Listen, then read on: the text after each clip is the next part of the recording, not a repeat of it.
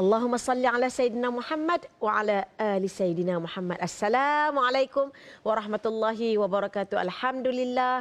Bersama lagi dengan saya Imam Syafiq Ahmad dalam Assalamualaikum, bersiaran secara langsung daripada TV Al-Hijrah. InsyaAllah hari ini 24 Oktober 2022 bersama dengan 27 Rabiul Awal 1444 Hijriah. Para penonton, terima kasih kerana memilih saluran TV Al-Hijrah. Barangkali ada yang baru balik daripada masjid, ada yang baru selesai berjemaah bersama dengan keluarga, ada yang baru selesai berwirid, membaca Al-Quran dan sebagainya. InsyaAllah, moga-moga platform ini yang kita buka ini juga adalah menjadi salah satu acara kita, maksudnya selepas kita solat subuh. Untuk apa? Untuk kita menimba ilmu. InsyaAllah.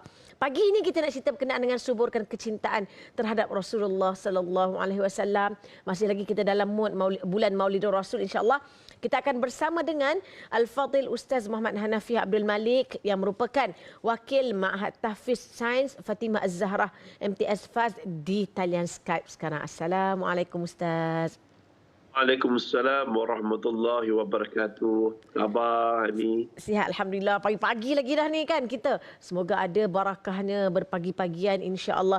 Jadi Ustaz, bila cerita berkenaan dengan kecintaan terhadap Rasulullah, tajuk ni sangat dekat dengan jiwa kita sebenarnya. Dan para penonton mesti nak tahu apa sebenarnya, adakah boleh ataupun adakah apa lagi yang perlu kita lakukan bila kita cakap cinta Rasulullah, hanya sekadar lafaz atau bagaimana? Assalamualaikum warahmatullahi wabarakatuh. Tuan-tuan dan puan-puan muslimin dan muslimat yang dirahmati Allah. Bila kita bicara perkataan cinta, kita kena kenal terlebih dahulu. Kerana tak kenal, maka tak cinta. Rasulullah SAW, yang ada setengah riwayat mengatakan Nabi lahir 12 Rabiul Awal dan kemudiannya wafat juga 12 Rabiul Awal. Dan juga masuk ke bumi hijrah pun ketika peristiwa hijrah ke Madinah 12 Rabiul Awal. Jadi bila kita kenal mereka itu, maka barulah kita cinta. Dan Rasulullah SAW ni, dia daripada hujung rambut hingga hujung kaki telah dimuliakan oleh Allah. Maka beberapa tahun yang lalu Ustaz dia berceramah di sebuah negeri, iaitu di Negeri Sembilan. Dan kemudiannya ada seorang lelaki kata, Ustaz, saya dulu jahat Ustaz, sekarang saya dah berubah. Kerana pada satu malam saya telah bermimpi jumpa Rasulullah sallallahu alaihi wasallam. Saya jadi nak menangis. Sebab saya tanya, wahai pak cik yang mulia, macam mana pak cik boleh jumpa mimpi Nabi? Sedangkan saya dalam hidup saya dah banyak kali cuba jumpa orang soleh yang pernah bertemu dengan Rasulullah SAW untuk dapat bertemu Nabi dalam mimpi. Tapi sampai hari ini saya tak dapat jumpa Nabi kerana mungkin hati saya banyak dosa lagi. Jadi pakcik itu bercerita dia bermimpi dia berada di tengah padang pasir dan kemudiannya Masya Allah Tabarakallah, dia didatangi oleh seorang lelaki yang menaiki kuda putih, memakai jubah putih ketika dia dah tak boleh buat apa-apa lagi di tengah padang pasir itu. Dia rakul tengkuknya, kemudiannya diberi minum air. Tegukan pertama dia rasa dahaganya hilang untuk selamanya. Tegukan kedua dia rasa Masya Allah, tenaga dia lebih hebat dari sedia kala. Masya Allah, Tabarakallah. Kemudian dia bangun dan memeluk lelaki tersebut dan mengucapkan terima kasih kepada lelaki tersebut. Ditanya lelaki tersebut, siapa namamu? Lantas lelaki tersebut menjawab, aku Muhammad Rasulullah. Allah. Bertuahnya pakcik ni. Saya kata, pakcik, terangkan kat saya, pakcik, macam mana wajah Nabi? Dia kata, Ustaz, wajah Nabi berseri-seri. Dia datang menaiki kuda warna putih, memakai jubah warna putih, rambutnya panjang cecah ke bahu berwarna putih, janggut Nabi panjang sampai ke pusat berwarna putih. Saya beritahu, pakcik, itu bukan Nabi. Itu mungkin gandaf. Mungkin orang lain, mungkin kiai, mungkin orang lain, tapi itu bukan Nabi. Nabi Muhammad SAW, tuan-tuan, ramai sangat orang menipu, kata jumpa Nabi dalam mimpi dan kemudian dia bersembang di kedai kopi. Tapi ramai orang percaya pula tu sebab mereka tidak kenal. Tak kenal, maka tak cinta. Rasulullah SAW, tuan-tuan dan puan-puan muslimin dan muslimat, mari Ustaz terangkan dari ujung rambut ke ujung kaki secara ringkas. Rambut Rasulullah SAW berwarna hitam.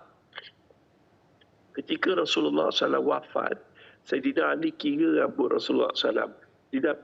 Didapati di bahagian kepala Nabi hanya ada 10 helai je. Rambut dia berwarna uban, dia berwarna putih. Janggut Nabi ada 4 helai saja. Jadi tuan-tuan dan puan muslimin dan muslimat yang dirahmati Allah,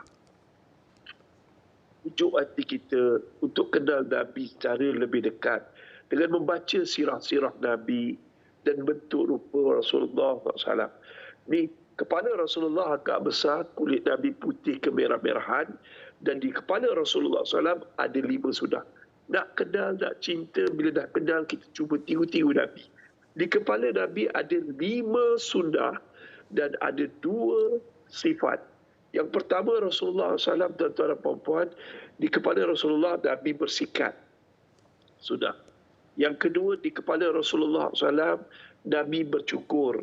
Bila ada masalah, ada cuaca terlalu panas, Nabi bercukur. Yang nombor 3, Nabi berbekam. Sebahagian daripada penyembuhan adalah daripada berbekam, sebahagian daripada memakan ubat. Itu hadis.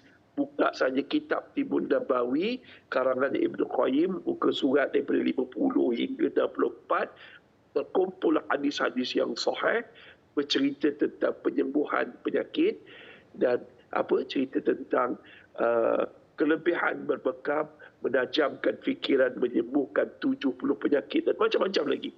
Tuan-tuan dan puan muslimin dan muslimat, kita hari ini macam-macam penyakit tapi kita tak rawat. Tak nak langsung guna kaedah berbekam.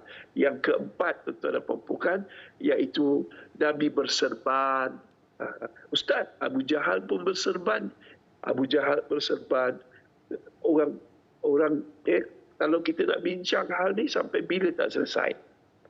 Dan yang kelima, Masya Allah, Tabarakallah, Rasulullah SAW melambangkan sujud. Pernah satu hari Abdul Rahman bin Auf, sirah ni lah yang menyebabkan kita rapat dengan Nabi. Abdul Rahman bin Auf, dia berjalan-jalan, nak sampai ke bumi Madinah, baru saja berhijrah. Sampai di bumi Madinah, dia tanya, wahai penduduk Madinah, di manakah kekasih hatiku Rasulullah? Penduduk Madinah pun tak tahu kat mana Nabi, cuma ada seorang lelaki beritahu, Rasulullah SAW ada di sana. Dia masih sujud lagi ketika aku lalu di sana. Maka Rasulullah Abdul Rahman bin Auf pun berlari untuk melepaskan rindu kepada Nabi. Sampai di sana Nabi masih sujud lagi. Kemudiannya apa berlaku bila ditanya, lepas tu Nabi lama sangat sujud. Terdetiklah hati Abdul Rahman bin Auf, mungkin Nabi wafat ataupun wahyu sedang turun. Tiba-tiba Rasulullah SAW mengangkat kepala dan memberi salam. Itulah asal-usul sujud syukur. Allah. Bila diberi salam, Abdul Rahman bin Auf menyapa, Nabi bertanya, siapa kamu? Sedih Abdul Rahman bin Auf. Lepas diberi kenal, akulah Abdul Rahman bin Auf. Masya Allah, Tabarakallah. Nabi kalau sujud, Nabi lupakan makhluk. Nabi hanya dengan Allah. Melambangkan sujud adalah satu sunnah dan itulah asal-usul sujud syukur. Nabi sujud syukur kerana apa? Ada 2. Pertama, Jibril datang kepada Nabi, beritahu, barang sesiapa yang berselawat ke atas kau, ya Rasulullah, maka Allah akan berselawat 10 kali. Nabi gembira, maka Nabi sujud syukur. Yang kedua, apa berlaku? Barang sesiapa yang menyampaikan salam kepada kamu, kamu mampu menjawabnya walaupun kamu telah meninggal dunia. So ini 5 sunnah. Tetapi ada 2 sifat. Sifat yang pertama tak lain dan tak bukan untuk menyuburkan cinta kita pada Rasulullah, menghidupkan sunnah, membaca sirah ataupun mendalami sirah. Yang ketiga, iaitu cuba mencontohi sifat Nabi. Ada orang memakai serban, ada orang memakai jubah, tetapi mereka ni bukan menghidupkan sunnah, tetapi menjadi pemusnah sunnah. Dengan apa? Dengan menipu pakej haji dan umrah, dengan banyak perkara-perkara yang lain. Menipulah kata itu, kata ini dan tidak. Tuan-tuan, kita kena dapat sifat Nabi. Sifat Nabi ada 2 di bahagian kepala. Pertama, sidik. Sidik ni akidah yang benar, perkataan yang benar, tindakan yang benar. Itu sidik. Akidah biarlah berasaskan akidah ahli sunnah wal jamaah.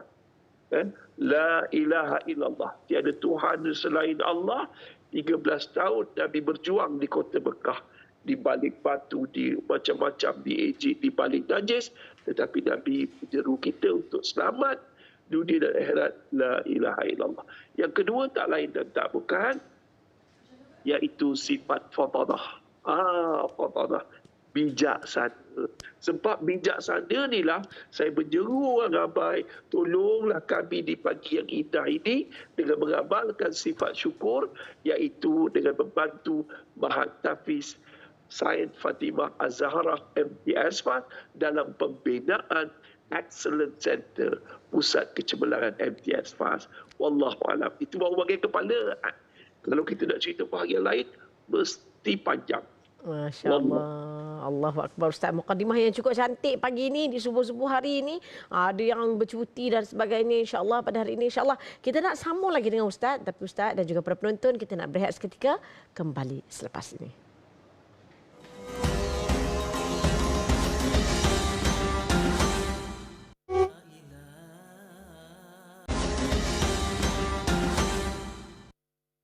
Antara ujian terbesar manusia ketika hidup adalah harta dan wang. Rezeki yang kita miliki bukan sepenuhnya hak kita. Gunakan sebahagian darinya untuk diinfakkan dalam mencari keredaan Allah.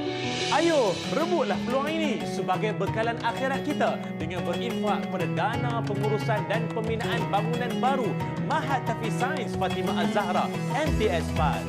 Insya-Allah, anak-anak tahfiz MTS FAS ini bakal menikmati suasana pembelajaran yang kondusif, kemudahan prasarana berteknologi terkini dan lengkap. Sekaligus, anda yang berinfak akan menjadi sebahagian daripada proses melahirkan generasi hufaz, ilmuwan serta khalifah Allah kelak.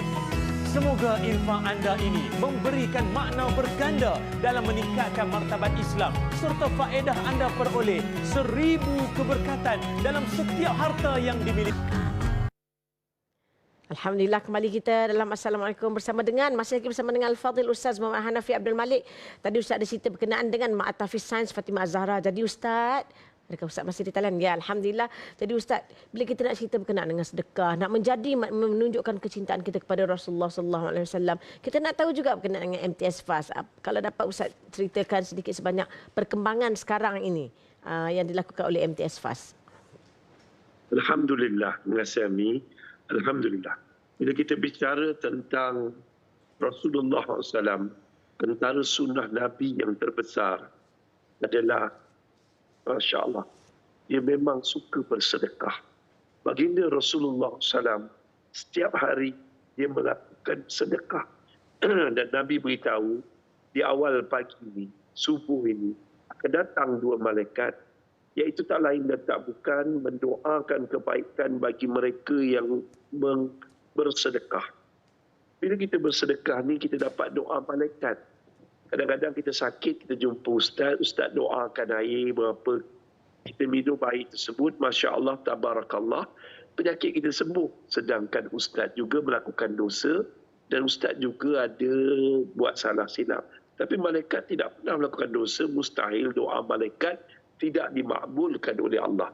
Jom, tuan-tuan, MTS FAS Mahat Tafiz Said Fatimah Az-Zahra telah beroperasi lebih daripada 15 tahun, tuan-tuan, di Seri Gombak. Dan Masya Allah, di rumah kedai Seri Gombak ini lahir ramai hafiz Al-Quran yang mempunyai kecemerlangan akademik. Dari sudut sains dan juga akademik. Kita berdaftar di bawah Jabatan Pendidikan Negara dan kita juga antara Mahat Tafiz yang mendapat kecemerlangan 100% Mumtaz Naziran pada tahun 2018-19. Tuan-tuan dan puan, ramai pelajar-pelajar kita berjaya melanjutkan pelajaran ke MRSM Ulul Albab dan juga dalam dan luar negara. Dan Alhamdulillah, tuan-tuan dan puan, muslimin dan muslimat, ini yang kita nak lahirkan generasi Quranik, generasi profesional yang Quranik. Kita kadang-kadang mengeluh pemimpinlah, itulah, inilah. Tetapi kenapa kita tidak melahirkan pemimpin yang Quranik. Dan alhamdulillah dalam masa yang sama profesional. Tuan-tuan dan puan-puan, mari kita pujuk hati kita sedaya upaya untuk dapat apa? Tak lain dan tak bukan, iaitu melahirkan generasi yang ada ilmu agama dalam masa yang sama dia juga profesional. Ini sepanjang COVID, PKP, saya nak ucapkan terima kasih kepada TV Al-Hijrah berjaya membantu kami untuk membeli 3 ekar tanah untuk kita siapkan satu excellence center, pusat kecemerlangan, di mana di sana ada sekolah.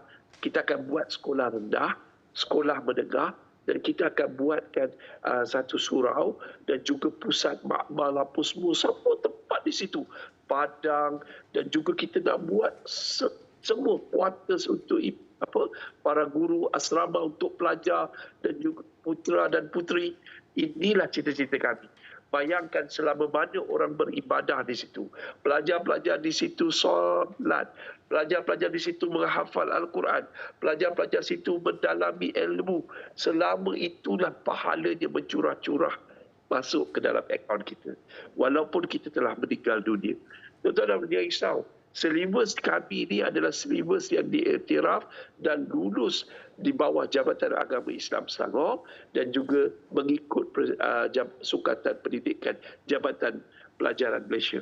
Tuan-tuan dan puan muslimin dan muslimat yang dirahmati Allah, setiap sumbangan tuan-tuan boleh mendapat risit untuk pengecualian cukai. Dan tuan-tuan dan puan muslimin dan muslimat, kalau kita dapat lihat satu perkara, orang kenapa dikatakan dalam hadis Nabi Muhammad SAW. Yang pertama, apabila mati anak Adam, terputus segala amalan. Kecuali 3 perkara. Yang pertama, iaitu apa dia? Iaitu sedekah jariah. Yang kedua, ilmu yang bermanfaat. Yang ketiga, doa anak yang soleh. Kenapa doa anak yang soleh last? Sebab bukan semua orang ada anak. Sebab apa? Nombor 2 adalah ilmu yang bermanfaat. Bukan semua orang dapat mengajarkan ilmu dan ilmu itu dimanfaatkan. Tetapi sedekah jariah terletak tempat yang pertama. Kerana semua orang mampu bersedekah. Dengan share Facebook, live Facebook yang ada pada hari ini, orang lain sedekah, kita dapat pahala. Share juga satu sedekah. Dan jangan lupa satu perkara lagi, iaitu apa dia? Dengan bersedekah, tuan-tuan, dia jariah ini berpanjangan, berterusan. Kita boleh sedekahkan juga atas nama ibu dan ayah kita. Kerana dengan bersedekah atas nama ibu ayah kita yang telah meninggal dunia pun juga dapat pahala. Tuan-tuan dan puan muslimin dan muslimat, jomlah pujuk hati kita, sedaya upaya. Tak banyak. Ingatlah apa yang saya sampaikan ni bukan sengaja je tuan-tuan dengar. Telah ditakdirkan oleh Allah Ta'ala untuk kita mendengarnya. Saya nak menyeru pada orang ramai pada pagi yang indah ini. Jom tuan-tuan, jom. Pada hari Isnin, hari kelahiran, hari Ahad ni, hari kelahiran Rasulullah SAW ni, tuan-tuan dan puan, muslimin dan muslimat, jomlah pujuk hati kita. Sama-sama kita menghidupkan sunnah Nabi dengan memperbanyakkan sedekah. Bila kita memperbanyakkan sedekah, itu tanda cinta kita kepada Rasulullah SAW. Dan ingat, kepada Rasulullah SAW, saya bercakap tadi tentang fatanah. Fatanah, ingat wahyu pertama, Iqra. Iqra, membaca. Membaca, tuan-tuan. Membaca ni maknanya ilmu. Jom turut serta bersama MTS PAS bagi membina Excellence Center. Ini adalah satu perjuangan. Nombor akaun telah tertera, nombor telefon telah tertera.